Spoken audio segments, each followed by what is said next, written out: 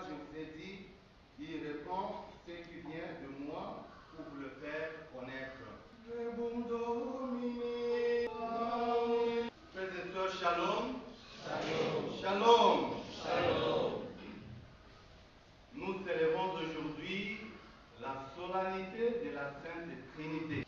La Sainte Trinité constitue un élément fondamental pour notre foi.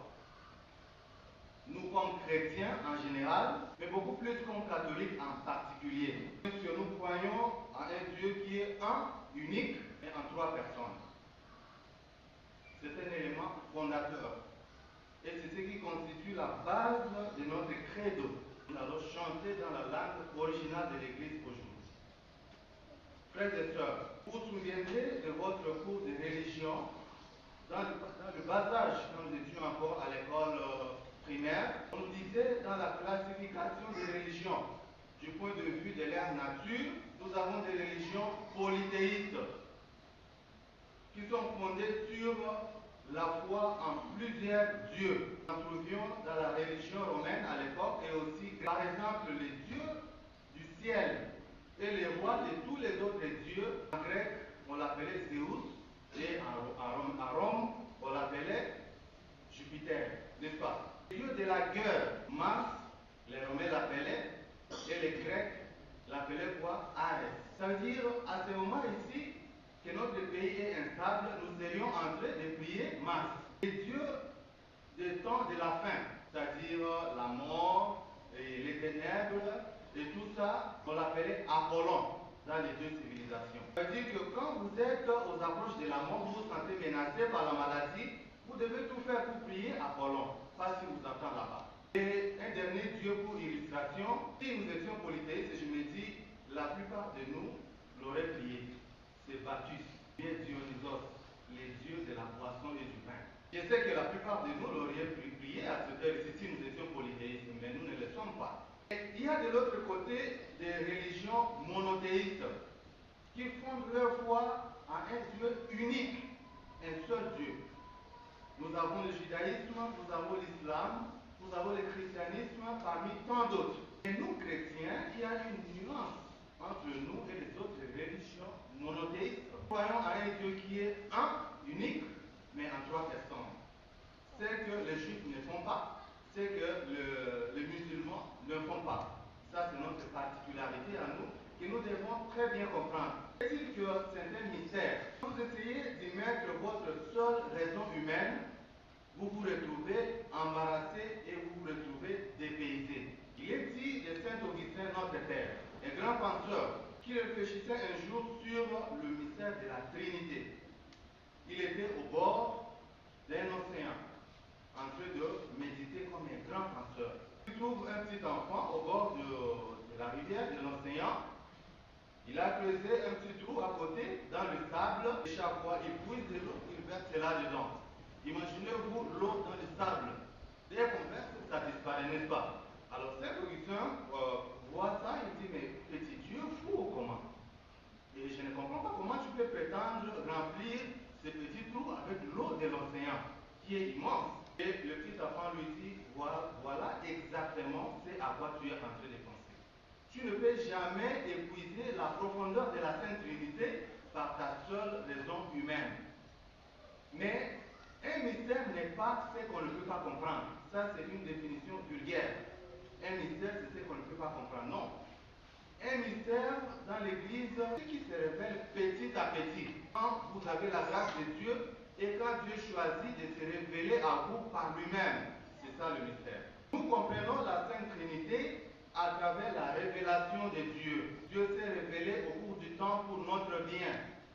Il s'est révélé comme Père, il s'est révélé comme Fils, il s'est révélé comme Esprit Saint. Et ce qui est important pour nous, frères et sœurs, ce n'est pas de mettre notre raison humaine à philosopher sur l'unité de Dieu en trois personnes, mais c'est de vivre cette Trinité dans notre vie.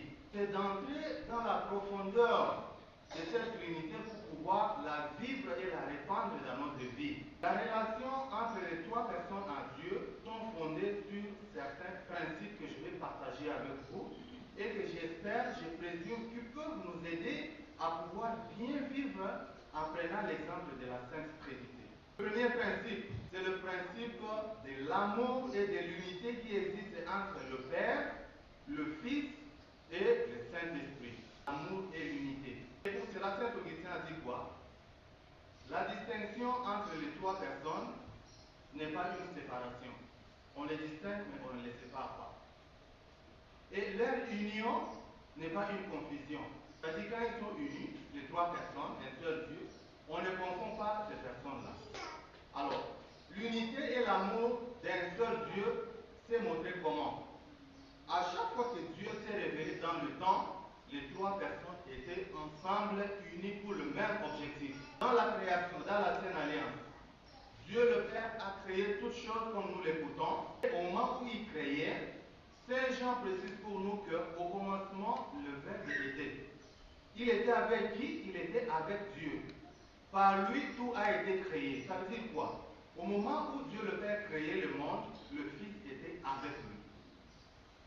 La Bible nous dit encore que quand Dieu a créé le monde, l'Esprit Saint survolait les eaux pour donner la vie, pour sanctifier les eaux et tout ce qui a été créé. Ça, c'est la présence de l'Esprit Saint au moment où le Père s'est révélé comme créateur. Nous les récitons dans les credos, créateur du ciel et de la terre. Comme ça, les trois personnes en Dieu ont cheminé avec nous les humains à travers les prophètes, commençant par Moïse, Abraham déjà, Moïse et tous les autres qui sont venus. Pendant la rédemption, laquelle rédemption a été manifeste à travers l'incarnation du Fils, c'est-à-dire Jésus-Christ, le Père était avec lui et l'Esprit Saint était avec lui, les trois personnes ensemble, dans l'amour et l'unité. Souvenez-vous, pendant le baptême de Jésus au Jourdain, qu'est-ce qui se fait ressentir? La voix du Père. Celui-ci est mon Fils, écoutez-le, n'est-ce pas? Et on a dit, l'Esprit Saint a soufflé sur les eaux sous la forme d'une colombe. Les trois personnes toujours unies. Pendant la transfiguration, même scénario. Et maintenant, nous sommes pendant le temps de l'Église. C'est l'Esprit Saint avec sa descente le jour de la Pentecôte qui continue à guider et à conduire son Église.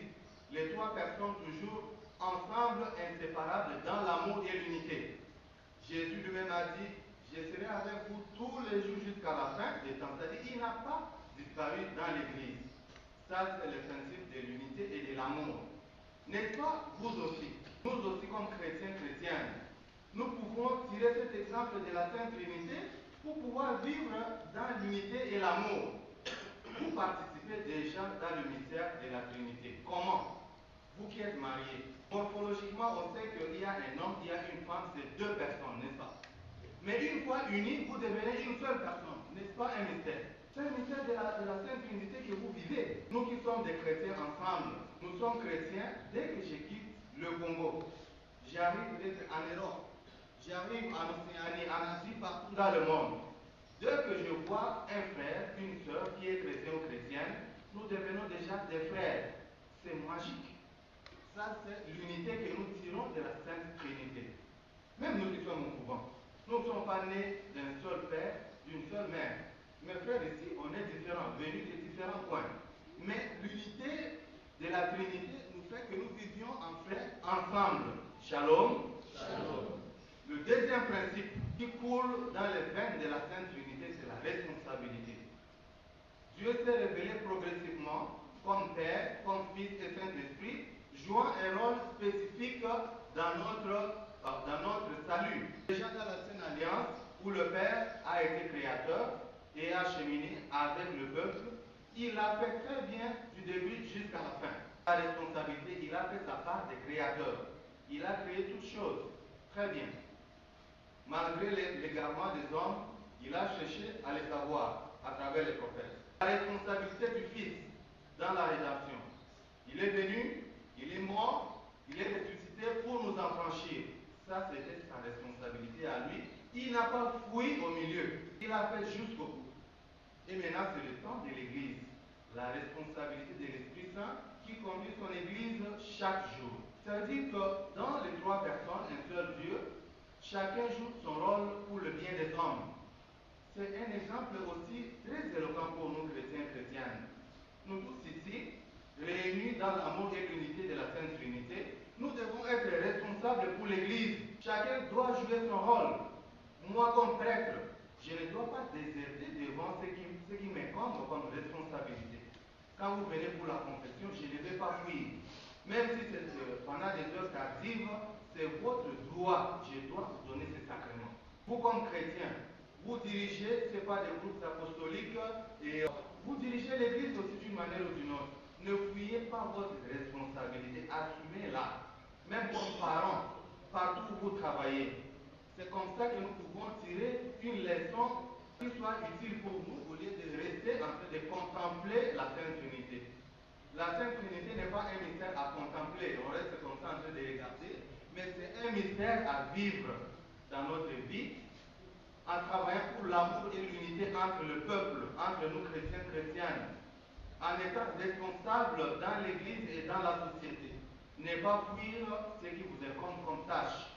C'est comme ça que nous pouvons vraiment participer à la Sainte Trinité.